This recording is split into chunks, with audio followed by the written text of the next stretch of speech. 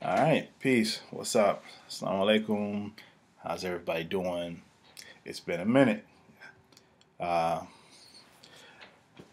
Notice something different? Any changes?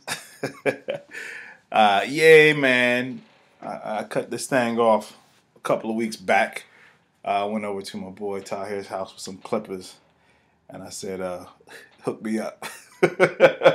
Yeah, I mean, it was cool. Uh, and this crazy thing is, I had been planning on doing it, for a minute. My hair did not fall out. My hair didn't start falling out on my head, uh, but rather it did start falling out of my beard. You can see I look a little scraggly, right? Look a little scraggly, and it started falling out of my beard. It never fell out of my head. I don't know, maybe. Anyway, it never started falling out of my head. However, and I shaved it off partly because I was seeing a lot of the ladies that are going to the cancer treatment center, their hair is shaved off. Their hair fell out, and so they had to, and so I didn't necessarily have to, but I kind of did it. Uh, I guess like a show of support to for them. A really good friend of mine who had the most beautiful locks ever. With her fight with cancer, she ended up losing her locks, and it was another show of support with her. So I probably would have eventually lost mine. I don't know, but I just felt moved to do it, so I did it.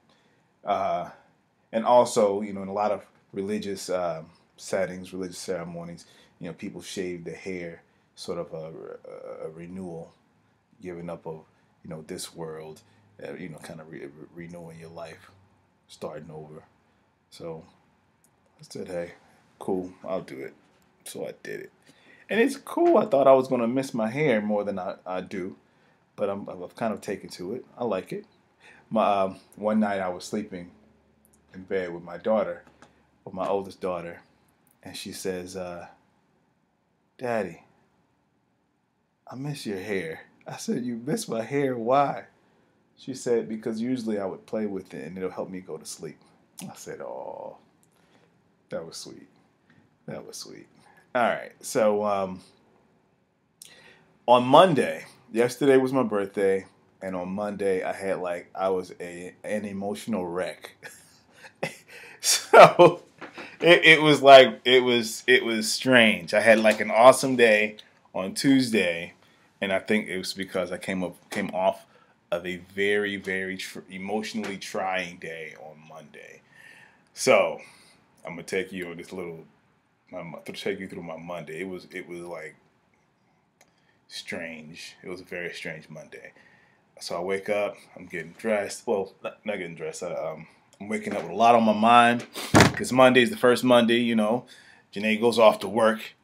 She hasn't done like the whole 9 to 5 thing since she was pregnant with our first daughter. And so I you know, took it as a sense of pride that my wife didn't have to work a full time gig. She does the online professor. She does it. She teaches online, and she would go in for a class or two at the University of at Bowie State University, but she never had to do the whole full 9 to 5 gig. She was always there for our kids. All the kids saw mommy every day. There wasn't all this daycare stuff. There were occasional babysitters that would come by, but they were not in they weren't raised in daycare like a lot of people. They get up, two parents are working. As infants, they're in daycare and they don't see their parents until parents get off work, and so I it was just real cool that my kids saw their mom every day, the majority of the day, and and I held it down. I'm working, doing this, I'm doing that, selling a little artwork, and able to, we're able to, live comfortable, to live all right. We're all right, But but Monday, it was just hitting me because I'm not working. The whole looming threat of possibly losing our coverage, because I'm not working, and the whole insurance is going to skyrocket, when we have to pay out of pocket, and all that stuff was just weighing on me, right? So I'm in the shower and I'm thinking, and like, oh, I guess the water's coming down, and I'm praying, I'm talking to God. I'm like, I know this is all a test. I'm like, I know you got my back. That I know that things, will get better. I know that I'm gonna get it. I know all this. I know. I'm like, but this just doesn't feel good. I'm in the shot, and then I'm just like, I am bawling like I haven't bawled before. It was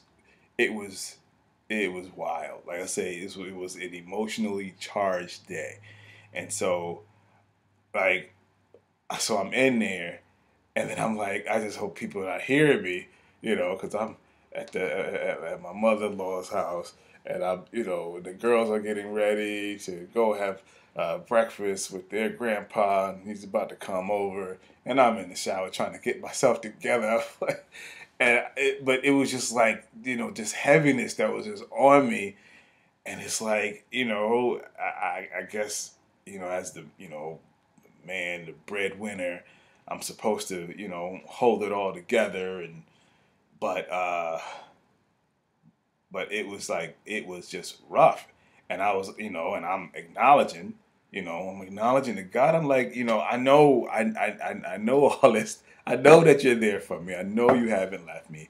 I know, I know. It just doesn't feel good. This is a lot.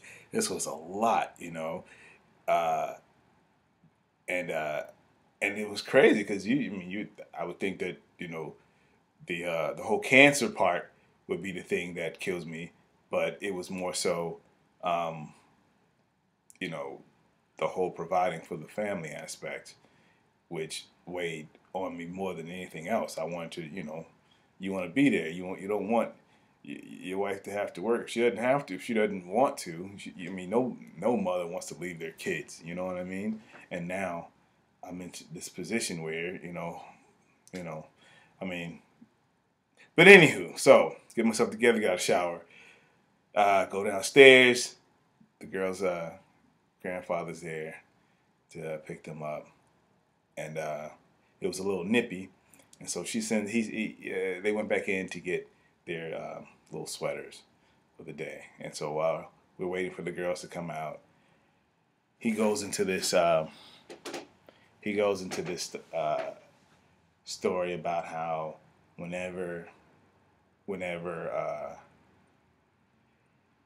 his grandparents, whenever he went anywhere, his grandparents would always say, I don't want you to go anywhere without any money in your pocket. All right. And then he was like, so I want you to do me a favor. And you can't say no. I mean, that's just his way of doing things. I want you to do me a favor. You can't say no. He says, here, I want you to take this. And this dude pulls out like a bunch of 20s, like just robbed the ATM, uh, or he was selling drugs or something, because it looked like, the little dope knot of money. He gave it to me. Then I break down again, you know, and I break down again this time, like right there. Never cried in front of, no dude, but I break down because it's like God, right?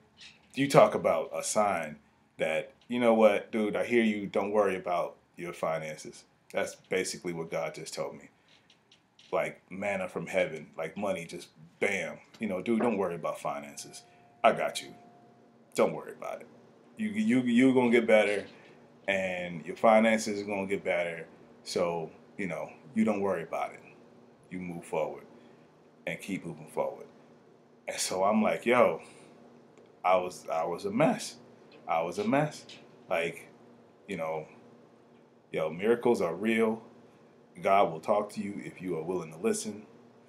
Uh, And the other thing that I was throwing around in my head is about the fact that being a servant of God, being a willing like servant, like uh, going that extra mile to serve, you know, your fellow man, or to be of assistance, because you feel that call from God to going out and doing this action, because sometimes the action may go against, uh, you know, yourself. It may go. I mean, this guy gave me this money, but I don't know if he has any financial situations, and other people that's been doing things for me, like my cousins Rick and Vera. They sent me this care package full of books. I was like, I'm in college again, and I got to read all these. But anyway, the books are dope and like mad helpful.